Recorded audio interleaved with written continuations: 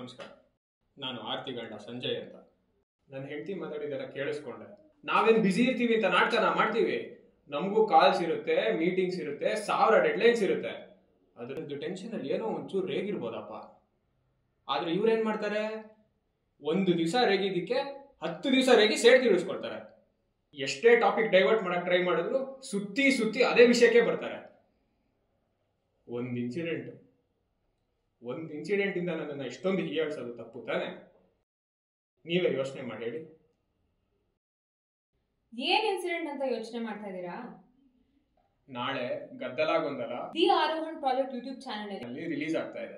ದಯವಿಟ್ಟು ನೋಡಿ ಹೇಳಿ ಯಾರು ಸರಿ ಯಾರು ತಪ್ಪು ಅಂತ.